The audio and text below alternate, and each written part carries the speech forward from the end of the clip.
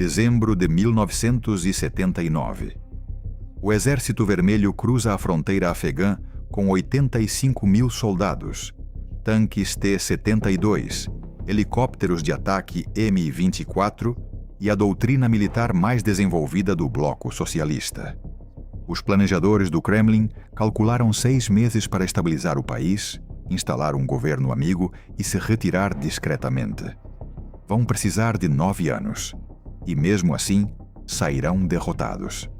Não derrotados por outro exército convencional. Não derrotados por uma superpotência rival.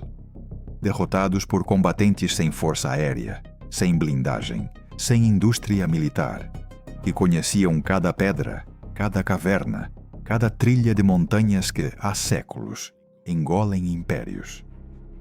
Esta é a história de como uma superpotência nuclear foi humilhada taticamente nas montanhas da Ásia Central. É a história de como cada vantagem soviética foi neutralizada, como cada adaptação encontrou uma contra-adaptação, e de como a guerra, que deveria durar 6 meses, virou a ferida que sangrou a União Soviética.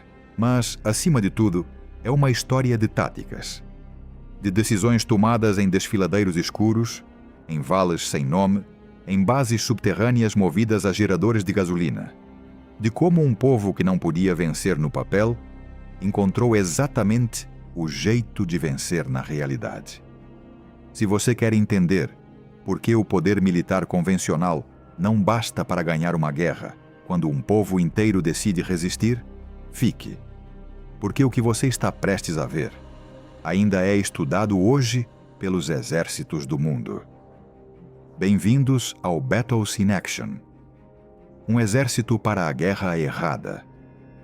Para entender por que o Exército Vermelho fracassou taticamente no Afeganistão, é preciso entender primeiro para que ele foi construído. E a resposta é clara. Ele não foi construído para a contra-insurgência. Não foi construído para montanhas. Foi construído para uma única coisa: uma guerra convencional em larga escala nas planícies da Europa Central contra a OTAN. Toda a doutrina soviética girava em torno desse cenário. Colunas blindadas avançando a toda velocidade para o oeste. Artilharia massiva preparando o terreno. Superioridade aérea esmagando qualquer resistência. Era uma máquina de guerra desenhada para travar a Terceira Guerra Mundial na Alemanha. Não para patrulhar os vales do Hindu Kush, nem para identificar um atirador numa aldeia de adobe. Quando o 40º Exército cruzou a fronteira afegã, levou essa mentalidade consigo. Seus oficiais haviam passado décadas treinando para o cenário europeu. Seus manuais descreviam operações de grande escala, com centenas de tanques e apoio aéreo maciço. E, de repente, eles se viram num país onde as estradas eram armadilhas, onde o inimigo não usava uniforme e onde cada vitória no terreno evaporava em questão de dias. O coronel-general Vassili Merimsky, um dos comandantes que precisou adaptar suas unidades à realidade afegã, reconheceu isso com uma honestidade quase dolorosa em suas memórias. Quando nossas tropas foram destacadas para o Afeganistão e começou o combate com os insurgentes, solicitei uma análise geral da luta dos partisanos soviéticos contra os alemães na Segunda Guerra Mundial. Infelizmente, nunca a recebemos. Um exército que precisava estudar a própria história de guerrilha para entender o inimigo que enfrentava. Isso diz tudo sobre o nível de preparação com que chegaram. A missão atribuída ao 40º Exército tornava o problema ainda mais difícil. Seus 85 mil homens tinham de proteger cerca de 20 mil quilômetros de estradas por todo o país. Isso imobilizou 3/4 de suas forças em mais de 800 postos avançados isolados, os chamados Astavi, espalhados por um território imenso e hostil. Muitos desses postos eram posições vulneráveis em terreno dominado pelas alturas, abastecidos por comboios que percorriam as mesmas rotas previsíveis uma e outra vez. Eles tinham unidades realmente capazes. paraquedistas de elite e unidades Spetsnaz com treinamento especializado. Mas eram poucas. O grosso do exército era formado por recrutas sem experiência em contra-insurgência, presos a veículos pesados num terreno feito para destruí-los. Era como mandar um boxeador peso pesado para uma luta de luta livre. O peso e a força estavam lá. As habilidades específicas para aquele tipo de combate, não. O inimigo que eles não entendiam. Um dos erros mais custosos dos soviéticos foi subestimar a complexidade do inimigo que enfrentavam. Os Mujahidin não eram um exército unificado com uma cadeia de comando clara que pudesse ser decapitada. Eram mais de 30 grupos diferentes operando a partir do Paquistão, com estruturas tribais, étnicas e ideológicas profundamente distintas entre si. Os chamados Sete de Peshawar eram os mais importantes, todos muçulmanos sunitas, a maioria da etnia Pashtun. 4 deles eram islamistas radicais, incluindo o Hezb-e-Islami, sob Gulbuddin Hekmatyar. 3 eram islamistas moderados. O Irã, por sua vez, apoiava ainda 8 grupos xiitas separados, cada um com sua própria agenda. E nas montanhas do norte, comandantes como Ahmad Shah Massoud operavam com uma autonomia quase total em relação às estruturas de Peshawar. O que unia todos esses grupos era simples: oposição à intervenção soviética e ao marxismo ateu. O que os dividia era praticamente todo o resto, desde a visão de um Estado islâmico até rivalidades tribais e étnicas seculares, passando por disputas de poder entre líderes que se odiavam com cordialidade. Hekmatyar expressava isso com uma clareza que não deixava espaço para interpretações. Esta revolução é uma revolução islâmica. Seus objetivos são estabelecer um sistema islâmico puro no Afeganistão e libertar o país. Para a União Soviética, acostumada a lidar com movimentos de libertação com narrativa marxista, que ela podia analisar e, em certa medida, prever, isso era um território totalmente desconhecido. Seus manuais de contra-insurgência não contemplavam combatentes movidos pela convicção religiosa de que morrer em batalha era uma vitória, não uma derrota. O Paquistão era o ator-chave por trás de toda essa engrenagem. O general Zia-ul-Haq via a invasão soviética como uma oportunidade histórica. Um Afeganistão amigo poderia ser o primeiro passo rumo a uma confederação islâmica regional capaz de contrabalançar a influência indiana. O ISIL paquistanês controlava a distribuição de armas e fundos entre os grupos Mujahidin e favorecia sistematicamente os mais radicais, como Hekmatyar, para maximizar a influência do Paquistão no futuro Afeganistão. Os Estados Unidos colocavam dinheiro e armas sem controlar muito bem o destino final.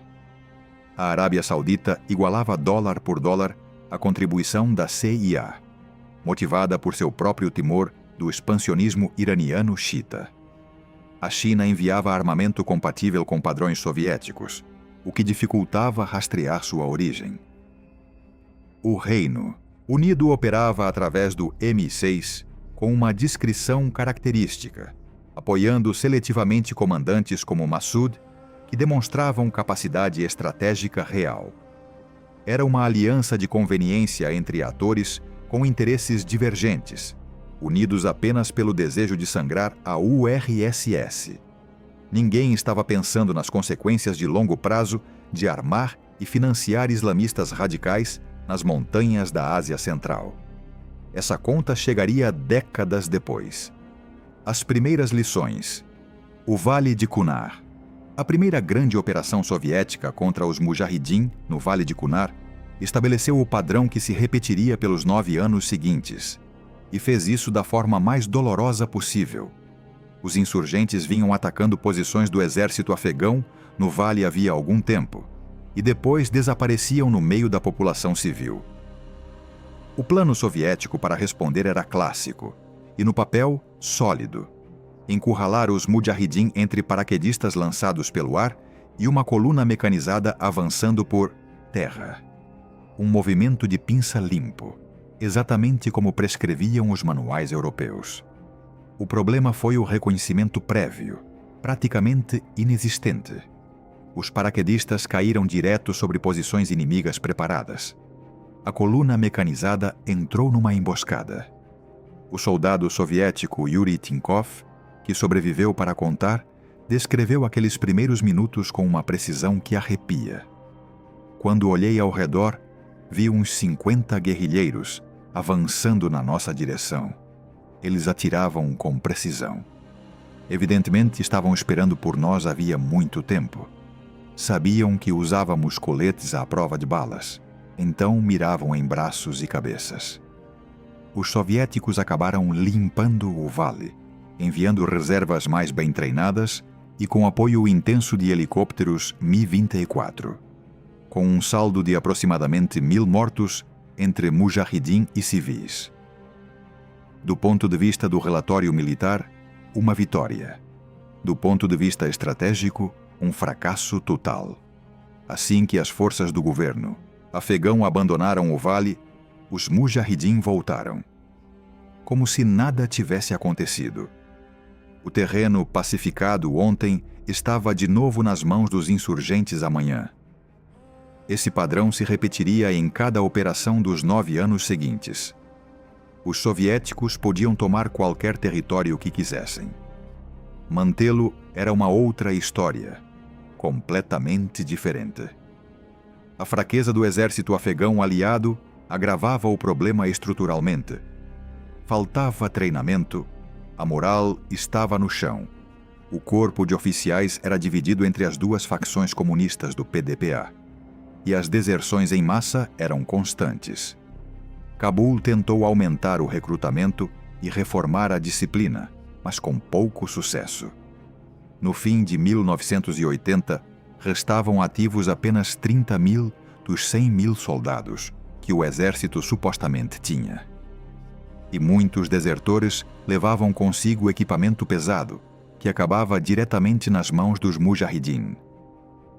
Em muitas áreas, a situação chegou a extremos que revelavam até que ponto o projeto soviético estava falhando. O jornalista Mike Winchester observou em Kanabad algo que o deixou atônito.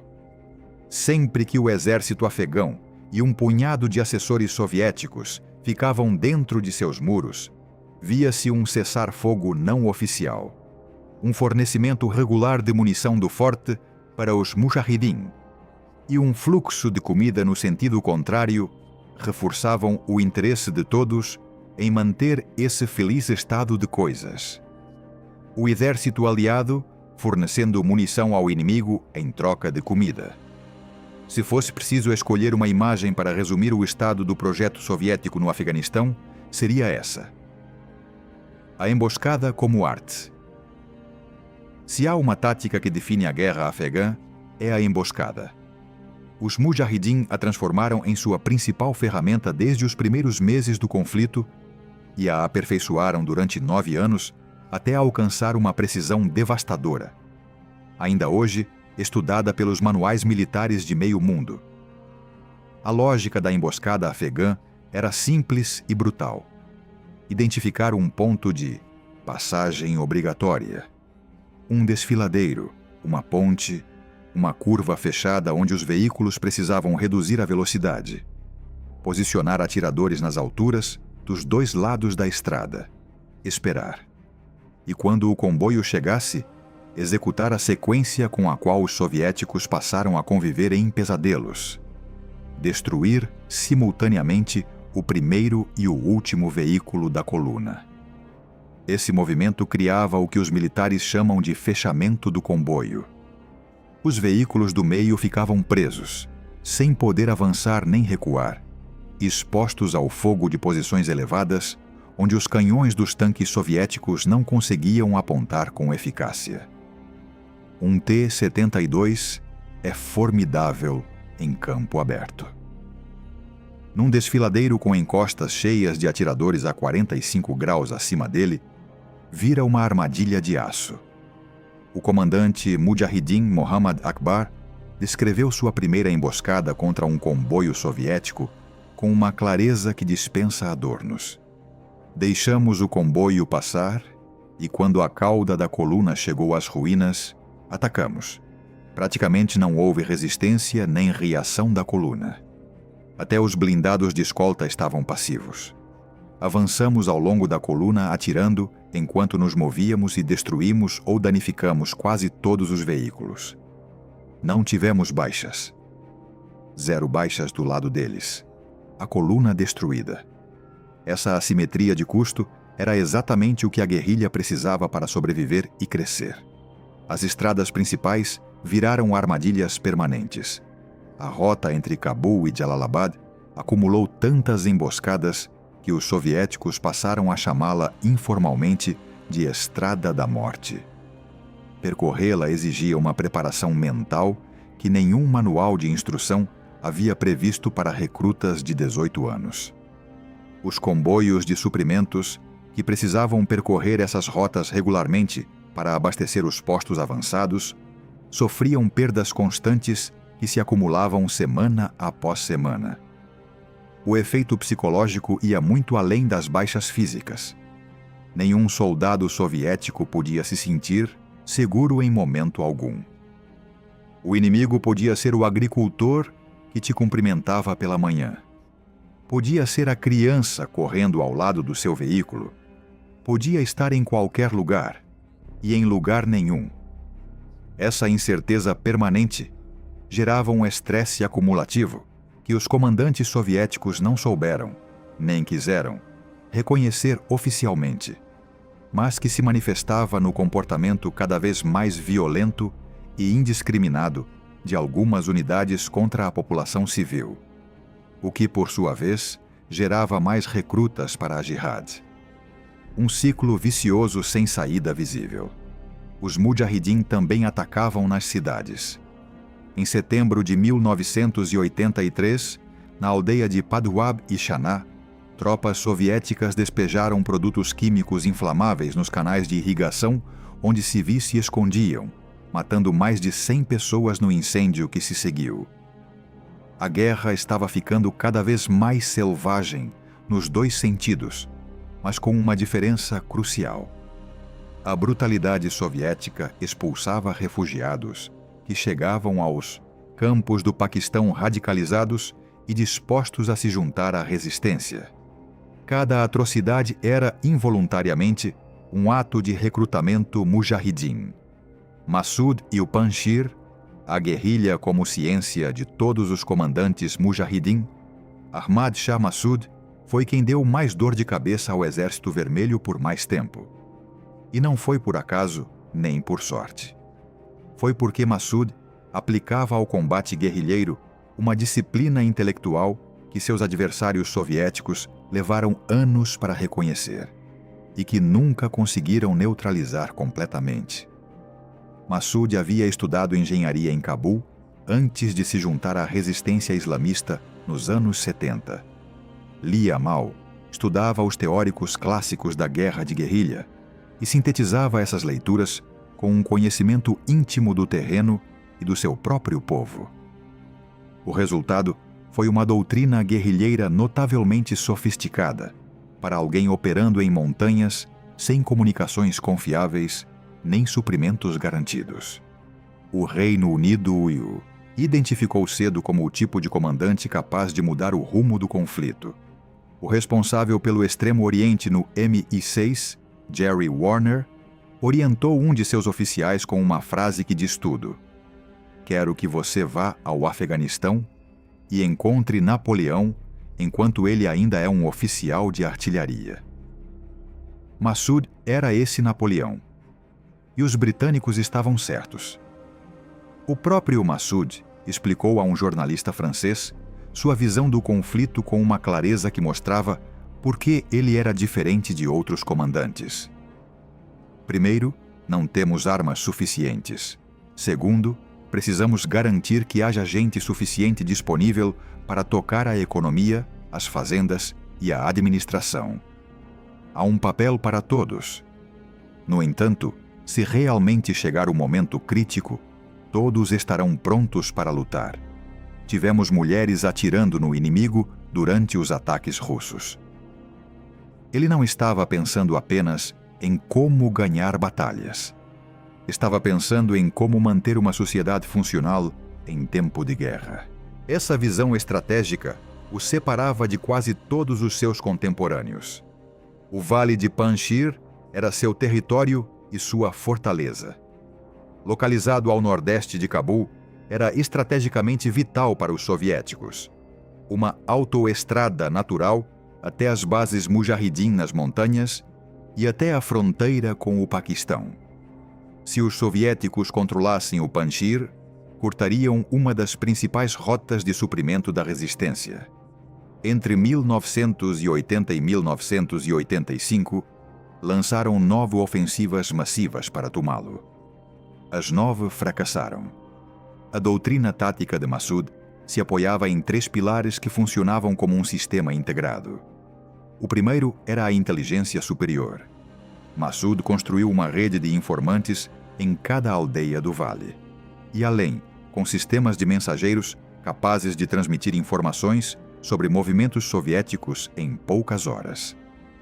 Antes de qualquer operação começar, ele já sabia quantos homens viriam, por qual rota e quando. Essa vantagem de informação valia mais do que qualquer arma. O segundo pilar era a defesa elástica.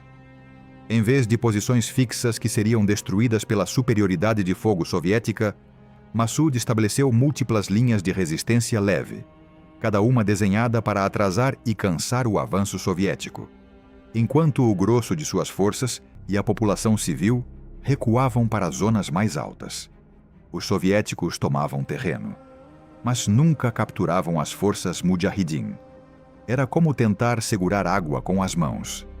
O terceiro pilar era o contra-ataque durante a retirada soviética. Uma força invasora é mais vulnerável quando recua. As linhas se esticam, a atenção relaxa, as colunas vão carregadas de feridos e equipamento. Massoud estudava cada retirada soviética e golpeava nos momentos de máxima vulnerabilidade.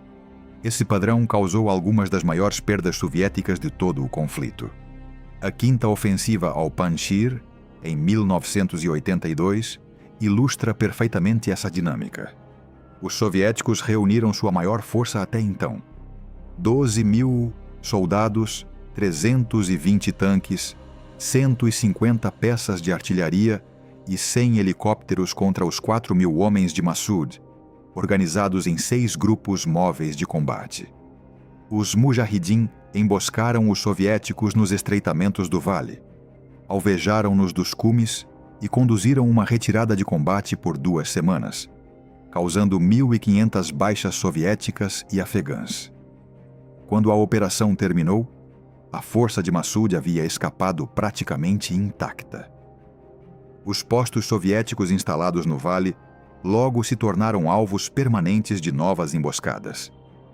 Um soldado estoniano que participou daquelas operações capturou o estado mental das tropas soviéticas com uma honestidade que a propaganda oficial jamais teria permitido publicar. Você nunca sabe o que pode haver atrás da próxima esquina. O pior nesses ataques é que muitos ficam completamente selvagens. Nesses momentos, alguns parecem sádicos. A morte na frente e atrás. Tiros, rajadas. E nessa tempestade enlouquecida, você começa a gritar para dar coragem a si mesmo. Massoud também provou ser um negociador tão habilidoso quanto guerrilheiro. Em 1983, quando a inteligência soviética propôs uma trégua no Panjshir, ele aceitou. Isso enfureceu a CUA e o ISI, que viam aquilo como uma concessão inaceitável. Mas Massoud transformou a trégua numa vitória tática. Usou os 5 meses de negociações para preparar um ataque contra um dos grupos rivais de Hekmatyar e garantir suas próprias rotas de suprimento. Enquanto negociava paz com os soviéticos, ganhava terreno contra seus rivais Mujahidin. Isso era pensar em vários tabuleiros ao mesmo tempo. O calcanhar de Aquiles soviético, os helicópteros e o Stinger. No início da invasão, o helicóptero Mi-24 Hind era considerado a arma definitiva do conflito afegão. Blindado nas partes críticas, veloz, armado com canhões de 12,7 mm, foguetes não guiados e mísseis antitanque, capaz de sobrevoar terreno onde veículos terrestres eram vulneráveis. Os primeiros meses pareciam confirmar essa percepção. Os Mujahideen, sem defesa antiaérea, simplesmente fugiam quando os Hind apareciam no horizonte. Os comandantes soviéticos celebravam aquilo como a resposta definitiva ao problema da guerrilha nas montanhas. O tenente-coronel Aksamov descreveu como o apoio aéreo funcionava quando tudo dava certo. O controlador aéreo avançado chamou os helicópteros de ataque e direcionou seus fogos. Enquanto isso, o pelotão de retaguarda varreu a parte ocidental da aldeia. Os soldados avançaram sob a cobertura dos BMP e do fogo dos helicópteros. O inimigo se retirou diante dessa ação decisiva. Quando o apoio aéreo estava disponível e era preciso, fazia toda a diferença. Mas os Mujahideen observavam, aprendiam e se adaptavam. Descobriram que em grandes altitudes, o desempenho do motor do Mi-24 caía de forma notável, deixando-o mais lento e menos manobrável. Descobriram que, em desfiladeiros estreitos, ele tinha pontos cegos críticos, diretamente abaixo e nas laterais. Descobriram que a fuselagem, embora blindada nos pontos mais importantes, era vulnerável em outros. Rifles de grande calibre da Segunda Guerra Mundial, nas mãos de atiradores habilidosos disparando de posições elevadas sobre a trajetória do helicóptero, começaram a causar baixas entre as tripulações. Depois vieram os mísseis SAM-7, fornecidos pelo Egito e pela China via ISI. Antigos para os padrões da OTAN, mas suficientemente eficazes contra helicópteros voando baixo.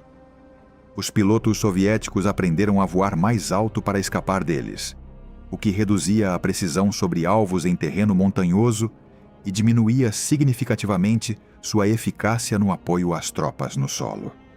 Mas a mudança realmente decisiva chegou em 1986, com a entrada dos mísseis Stinger americanos. O primeiro uso documentado do Stinger no Afeganistão, em 26 de setembro de 1986, perto de Jalalabad, derrubou 3 helicópteros soviéticos numa única ação. O impacto foi imediato e dramático. Em menos de um ano, os soviéticos haviam perdido dezenas de aeronaves. Porém, mais importante do que as perdas materiais foi a mudança na doutrina de voo que os Stingers impuseram, na prática: mais altitude, mais velocidade, manobras evasivas constantes.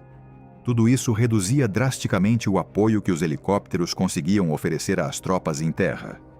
A superioridade aérea, que tinha sido o trunfo soviético nos primeiros anos do conflito, já não existia da mesma maneira. Os helicópteros continuavam operando, mas não mais com a liberdade e a agressividade de antes. E essa diferença foi estrategicamente decisiva nos últimos anos da guerra. O colapso interno, doença, moral e desgaste. As baixas em combate eram o problema visível. O invisível era, em muitos sentidos, pior. E durante 1981, quase levou ao colapso operacional do 40º Exército, sem que os Mujahideen precisassem disparar uma única bala a mais. A crise sanitária foi devastadora. Não havia abrigo adequado em quantidade suficiente para as condições climáticas extremas do país, nem comida apropriada, nem saneamento básico, nem suprimentos médicos suficientes, nem médicos em número adequado. As taxas de hepatite, febre tifoide, dissenteria, malária e cólera dispararam a níveis que os comandantes tentaram ocultar em seus relatórios, mas que eram impossíveis de disfarçar na realidade dos hospitais de campanha. Uma enfermeira soviética, que serviu no Afeganistão, descreveu o que encontrou em sua ala. Era para haver 30 camas. Havia 300 homens deitados ali. Tifoide, malária, davam-lhes lençóis e um cobertor, e eles ficavam no chão, de cueca, com a cabeça raspada. E os piolhos caíam deles em cascata. Eu nunca tinha imaginado tantos piolhos. O desgaste psicológico corria em paralelo com o físico. O soldado soviético médio no Afeganistão era um recruta de 18 ou 19 anos, muitas vezes convocado de repúblicas asiáticas da URSS ou de zonas rurais da Rússia, sem entender por que estava naquele país. A propaganda oficial falava de ajuda fraterna ao povo afegão, de internacionalismo socialista, de defender a revolução. Mas a realidade que o soldado via todos os dias era radicalmente incompatível com esse discurso. Ele via aldeões olhando para ele com ódio. Via companheiros mortos em emboscadas cotidianas. Via um exército afegão aliado que desertava em massa e cuja lealdade era permanentemente suspeita. E via que depois de meses de operações, depois de dezenas de baixas em sua unidade, o território pacificado ontem estava de novo nas mãos dos Mujahidin amanhã. A pergunta óbvia, que ninguém na cadeia de comando conseguia responder de forma satisfatória, era: para que servia tudo aquilo? O Carga 200, os caixões de zinco com soldados mortos que chegavam às famílias em silêncio, à noite, sem cerimônias públicas, sem honras militares visíveis, para evitar que a dimensão das perdas se tornasse pública. Virou um dos símbolos mais poderosos daquela guerra na sociedade soviética. Muitos recrutas voltavam com dependências severas de ópio, abundante e barato no Afeganistão. Muitos voltavam com traumas para os quais o sistema de saúde soviético não estava preparado. E muitos voltavam com uma desconfiança profunda em relação ao sistema que os havia enviado, contribuindo para a erosão ideológica que Gorbachev encontraria quando chegou ao poder. A guerra também gerou brutalidade que criava mais inimigos do que eliminava. Em Kunduz, em 22 de dezembro de 1984, tropas soviéticas executaram 250 civis num episódio que o próprio assessor soviético, Alexander Yuriev, reconheceu em suas memórias ter contribuído para alienar ainda mais a população. Kandahar é uma cidade muito bonita, mas metade está destruída. Ruas e quarteirões inteiros em ruínas. Os rebeldes atiram da zona verde externa e armam emboscadas dentro da cidade. Controlamos apenas 2 dos 6 distritos. Os outros 4 estão nas mãos dos rebeldes.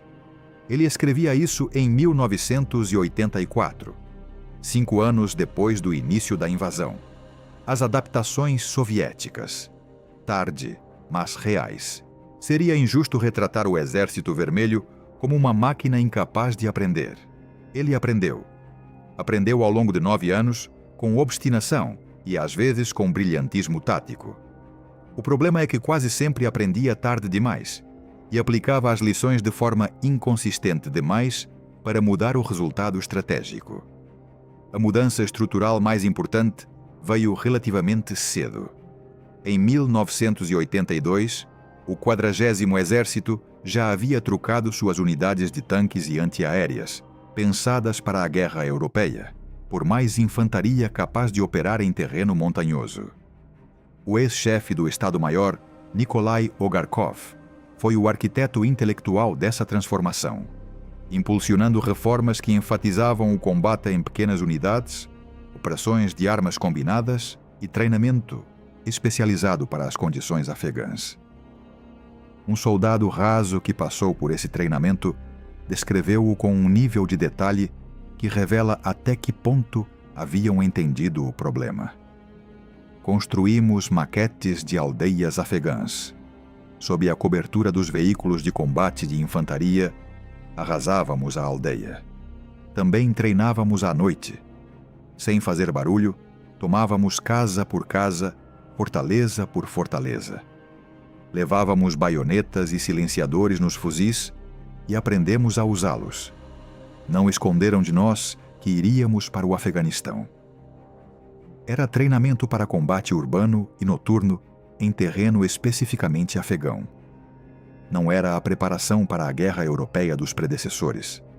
O exército também adotou novas ferramentas, mais lança-granadas integrados às unidades de infantaria, lança-chamas RPO para limpar posições em terreno rochoso, esquadras especializadas em neutralizar atiradores mujahidin, tanques antigos reconvertidos para detonar minas nas estradas. Pequenos ajustes que, juntos, melhoraram a eficácia das operações do dia a dia. Os Spetsnaz se tornaram o instrumento mais eficaz de todos. Pequenas equipes de 4 a 12 homens, sem veículos pesados, capazes de se mover à noite a pé por terreno onde comboios mecanizados eram alvos fáceis. Interceptavam rotas de suprimento mujahidin, eliminavam comandantes de segundo escalão e causavam um dano desproporcional ao seu tamanho. Um soldado soviético aerotransportado que participou dessas operações nas montanhas do leste descreveu a intensidade do combate. Eu me lembro de cada batalha, de cada homem que matei, como o do turbante branco, com seu grito frenético de Allahu Akbar, ao saltar de uma rocha de 5 metros, depois de ferir mortalmente meu amigo. As entranhas dele ficaram na minha camiseta e o cérebro dele na coronha do meu fuzil. Só os animais selvagens encontravam nossos camaradas mortos nas montanhas, e para os pais deles, inventávamos feitos heróicos que supostamente tinham realizado. O problema era que os Spetsnaz nunca foram numerosos o suficiente para ter impacto estratégico num teatro de operações tão vasto. Eram uma ferramenta tática brilhante a serviço de uma estratégia fundamentalmente falha. O fluxo de dinheiro e armas, como o mundo mudou a guerra. Enquanto o Exército Vermelho tentava se adaptar no terreno, a escala do apoio externo aos mujahidin crescia num ritmo que transformava qualitativamente sua capacidade de combate ano após ano. Em 1981, o apoio da CUNA se limitava a 15 milhões de dólares, igualados pela Arábia Saudita, e a armas leves que chegavam através do IESU paquistanês. Em janeiro de 1984, a CUNA já havia gasto 200 milhões na guerra. O congressista texano Charlie Wilson transformou o Afeganistão em sua cruzada pessoal, pressionando em Washington para aumentar o fluxo de fundos e armamentos. O agente da CIA, Gus Avrakotos, coordenava com ele nos bastidores, mantendo o fluxo de dólares e armas, enquanto a agência tentava manter um perfil baixo durante o escândalo Irã-Contras.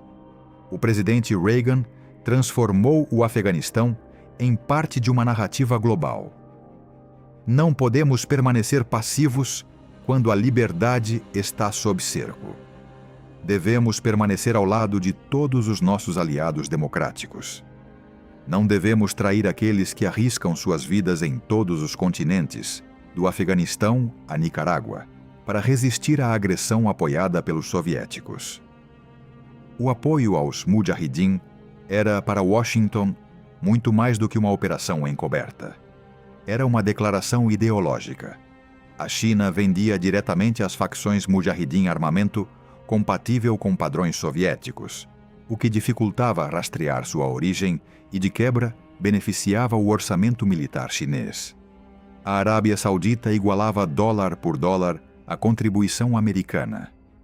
Em meados dos anos 80, os mujahidin já não lutavam apenas com fuzis herdados da Segunda Guerra Mundial.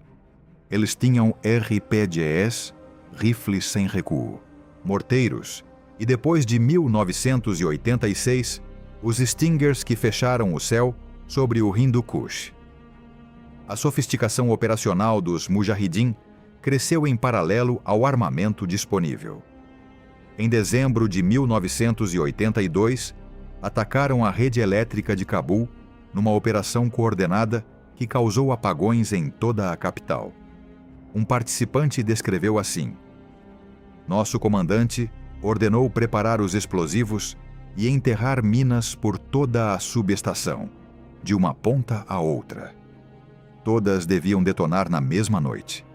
Não apenas destruímos os postes, como também cortamos os cabos. Quando terminamos nossa operação, os outros grupos atacaram os postos militares da área. Coordenação, sincronização, alvos de infraestrutura estratégica. Já não era apenas guerrilha de emboscada em estradas de montanha. O exemplo mais impressionante dessa evolução foi a base subterrânea de Zawar, no leste do país. Seus túneis chegavam a 500 metros e incluíam um hotel, uma mesquita, depósitos de armas, oficinas de reparo, uma garagem, um posto médico, um centro de rádio e uma cozinha. Um gerador a gasolina fornecia eletricidade aos túneis e, um detalhe que diz muito sobre a mentalidade de quem a construiu, ao reprodutor de vídeo do hotel. Essa base se tornou visita obrigatória para jornalistas, congressistas americanos e outros observadores que queriam ver com os próprios olhos o que os Mujahideen haviam construído enquanto o Exército Vermelho tentava destruí-los. A crise dos refugiados. A guerra por trás da guerra. Nenhuma análise das táticas dessa guerra estaria completa sem falar de sua consequência mais massiva. O êxodo de refugiados que transformou a demografia da região e criou as condições para a radicalização que moldaria o mundo por décadas. Em 1984, havia 3,5 milhões de afegãos em campos de refugiados no Paquistão e cerca de 1,5 milhão a mais no Irã. Foi um dos maiores deslocamentos populacionais do século XX. E não foi resultado da guerrilha Mujahideen, foi resultado direto da estratégia soviética de pressionar a população civil para isolar os insurgentes. Os bombardeios de aldeias suspeitas de abrigar Mujahideen, a destruição sistemática de sistemas de irrigação e campos de cultivo, minas desenhadas especificamente para mutilar, em vez de matar, criando vítimas que consumiam recursos médicos e aterrorizavam comunidades. Tudo isso fazia parte de uma tática deliberada para esvaziar o campo da população que sustentava a resistência. Uma mulher afegã que fugiu com a família descreveu o momento que mudou tudo. Quando ouvi o som do avião, tirei minha filha de dentro de casa. Meu filho ainda estava lá dentro. Antes que eu pudesse chegar até ele, caiu uma bomba. Matou meu filho.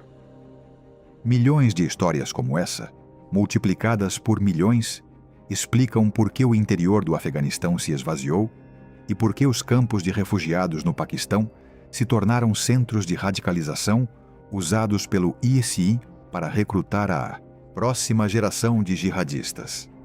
Esses campos eram o viveiro onde o ISI selecionava, treinava e doutrinava os combatentes que mais lhe interessavam, com preferência marcada pelos grupos mais islamistas e radicais. As crianças que cresciam ali não conheciam outra vida além da guerra e do sermão do mulá. Muitas delas, anos depois, formariam as fileiras do Talibã. O momento da verdade. Gorbachev e a retirada.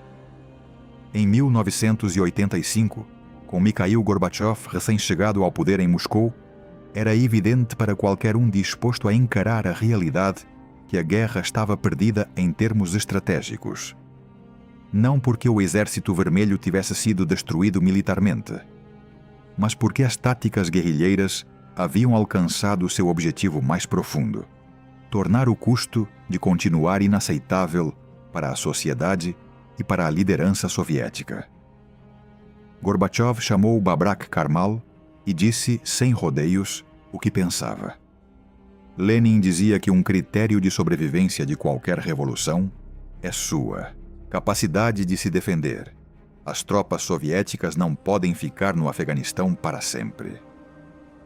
Era uma mensagem que Karmal não queria ouvir, mas que não podia ignorar. Gorbachev deu aos falcões do Politburo uma última tentativa. Uma última onda de operações com mais forças especiais, focadas em cortar as rotas de suprimento vindas do Paquistão e em obter vitórias visíveis que pudessem justificar uma retirada honrosa. Os resultados foram, no melhor dos casos, mistos. A nona e última campanha do Panjshir terminou sem mudança estratégica. Massoud escapou novamente. As bases Mujahideen no leste resistiram a cercos prolongados. O acadêmico William Malley analisou isso com uma precisão que merece ser citada. A guerra soviético-afegã não foi constituída por uma série de eventos decisivos, um Austerlitz, um Waterloo, um Stalingrado, um Dia D ou uma Hiroshima, mas por uma dura rotina de confrontos de intensidade média, nenhum capaz de oferecer vitória estratégica a qualquer dos lados, mas com um efeito cumulativo massivo, sobretudo na mente de uma liderança soviética em transformação. Era exatamente isso que a guerrilha havia conseguido.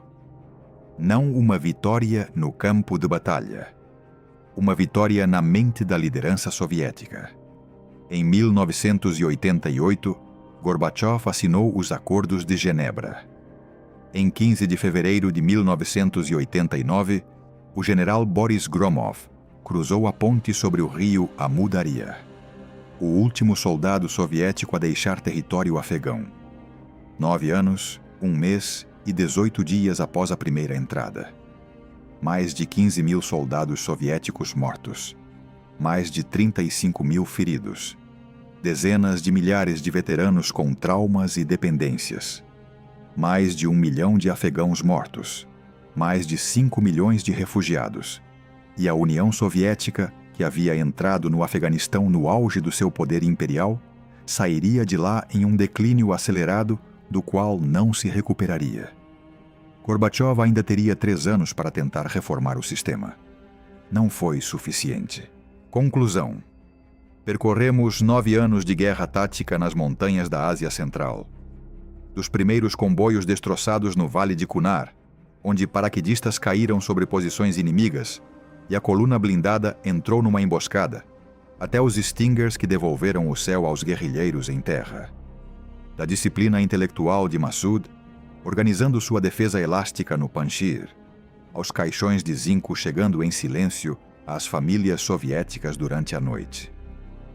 Dos túneis com hotel e videoclube, da base de Zawar aos campos de refugiados no Paquistão, que fabricavam a próxima geração de jihadistas.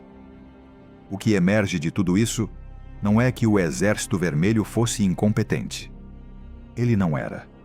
Era um exército formidável, que aprendeu, se adaptou e produziu táticos brilhantes no nível individual e de pequenas unidades. O que emerge é que ele chegou com as ferramentas erradas para o problema errado, num terreno que anulava suas vantagens e amplificava suas fraquezas, contra um inimigo movido por convicções que nenhuma análise marxista poderia prever e nenhuma retaliação militar poderia extinguir. A lição central é incômoda, justamente porque não é específica daquele exército nem daquela guerra. Um poder convencional, por mais esmagador que seja em termos materiais, luta em inferioridade estrutural quando enfrenta um povo que combate no próprio terreno com uma motivação que transcende a obediência militar. A tecnologia pode ganhar batalhas. Não pode comprar a vontade de um povo determinado a resistir. E o aviso final é o mais incômodo de todos. As táticas que humilharam o Exército Vermelho no Afeganistão não desapareceram com a retirada soviética. Os combatentes que as aprenderam e aperfeiçoaram permaneceram ativos. As redes construídas para financiar a jihad continuaram operando. Os campos de treinamento continuaram produzindo combatentes. E 12 anos depois, o país que havia armado aqueles guerrilheiros para derrotar a URSS enviaria seus próprios soldados para as mesmas montanhas, para lutar contra os mesmos fantasmas táticos. A geografia não mudou. As lições também não. Se você quer saber como essa história continuou, o que aconteceu com o Afeganistão depois da retirada soviética, como aqueles campos de treinamento criaram as condições para o 11 de setembro, e como os Estados Unidos entraram nas mesmas montanhas 20 anos depois. O próximo vídeo está te esperando. Isto foi Battles in Action. Deixa o like se você chegou até aqui. Inscreva-se para não perder as próximas análises. E compartilhe se você acha que mais gente deveria conhecer esta história. Até o próximo combate.